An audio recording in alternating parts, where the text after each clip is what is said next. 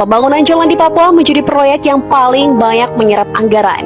Jokowi membangun jalan Trans Papua dengan total panjang 3.462 km dan jalan lintas perbatasan sepanjang 1.098 km. Jalan itu menjadi penghubung antar daerah di Papua dan Papua Barat, sehingga berhasil memangkas kesenjangan harga yang dulunya sangat tinggi di tanah Papua. Kenapa dibangun Trans Papua? 3 tahun yang lalu saya ke Wamena. Saya tanya kepada masyarakat, berapa harga bensin di Wamena?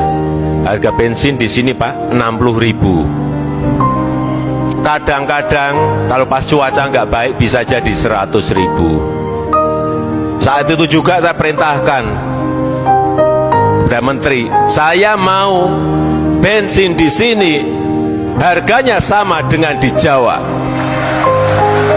Harus kita syukuri bahwa sekarang harga bensin di Wamena dan sekitar Pegunungan Tengah sama seperti yang kita nikmati di Jawa.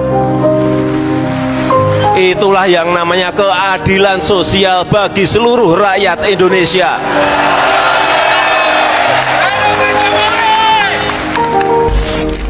Selain membangun jalan, Jokowi juga membangun 6 pelabuhan dan 10 bandara, sehingga memudahkan arus keluar masuk orang dan logistik, serta hasil bumi dari Papua ke daerah lain di Indonesia. Pembangunan yang dilakukan Jokowi di Papua juga menyentuh hingga ke pelosok-pelosok dan daerah-daerah pegunungan. Untuk memajukan SDM di Bumi Cendrawasih, Jokowi juga membangun 176 sekolah dan beberapa perguruan tinggi, serta membangun fasilitas akademi sepak bola bertaraf internasional di Jayapura. Bahkan demi memajukan olahraga di Papua, Jokowi membangun berbagai fasilitas olahraga dan menjadikan Papua menjadi tuan rumah Pekan Olahraga Nasional 2021. Masyarakat Papua yang saya cintai, yang saya kasihi, yang saya sayangi,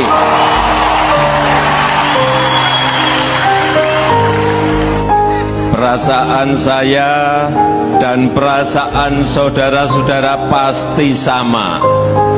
Kita bangga berada di tanah Papua.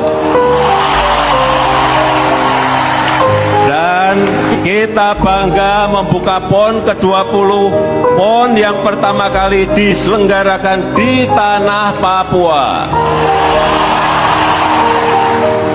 Demi mempercepat pertumbuhan ekonomi di Papua, Jokowi juga membangun Papua Youth Creative Hub yang membawai berbagai bidang ekonomi, seperti pertanian, peternakan, perikanan, UMKM, hingga pusat teknologi yang bisa melahirkan talent-talent baru dan pengusaha muda di Papua. Tak hanya itu, Jokowi juga membangun pos lintas batas negara menjadi lebih megah. Jokowi juga membangun jembatan, serta membuka lahan pertanian baru di Papua. Untuk daerah pelosok, Jokowi juga membangun rumah yang layak bagi masyarakat yang kurang mampu yang tinggal di daerah pegunungan. Dan kami berterima kasih dan kami bersyukur kepada Tuhan. Tuhan luar biasa bagi kami. Tuhan titipkan kita di bangsa ini, kita diperhatikan, harapan kita jalan.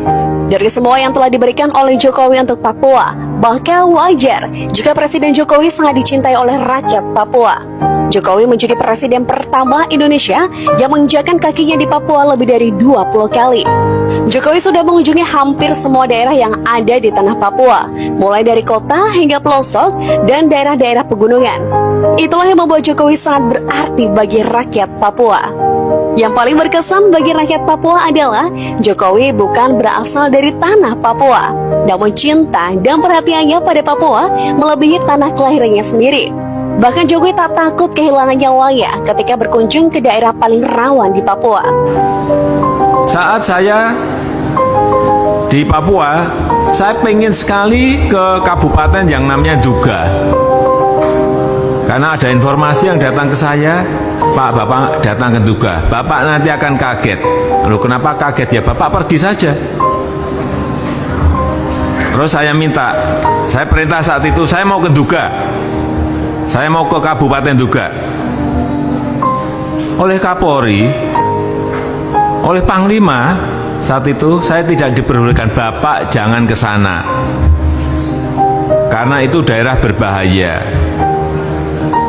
adalah rawan, daerah yang paling rawan. Saya sampaikan saat itu, saya ingat betul. Saya nggak mau tahu, saya perintah pada Panglima dan Kapolri, saya nggak mau tahu. Pokoknya 2 hari lagi saya akan ke Nduga. Urusan keamanan itu urusanmu.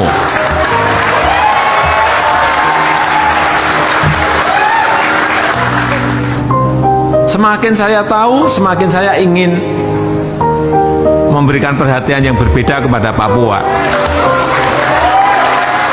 Bagi rakyat Papua, nama Jokowi akan selalu dikenang sepanjang masa. Mereka akan selalu bangga menceritakan pada anak cucu kalau Tuhan pernah mengirimkan seorang penyelamat bernama Joko Widodo untuk tanah Papua. Mama Dong ini cerita dari tadi tentang Pak Jokowi luar biasa, guys. Cerita Pak Jokowi tidak akan pernah habis-habis. Cerita Pak Dari mulut, Jokowi bibir tidak akan lidah pernah orang habis-habis, Papua, guys.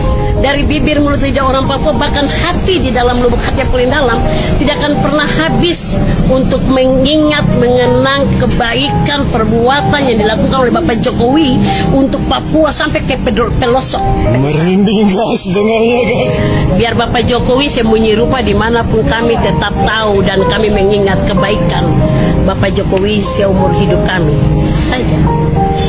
Kalau kita lihat presiden-presiden sebelumnya, tidak ada yang bisa tidur di Papua, tidak ada yang bisa jalan ke pedalaman-pedalaman daerah-daerah yang jauh sana Papua, tidak ada. Hanya Jokowi, berarti Jokowi itu anak Papua. Sesuai lagu-lagu yang kemarin diciptakan di ACC sana. Jokowi itu anak Sorpus, anak Sorong. Anak Sorong Pusat. Luar biasa, guys. Jokowi anak Sorong Pusat. Ya. Sorpu.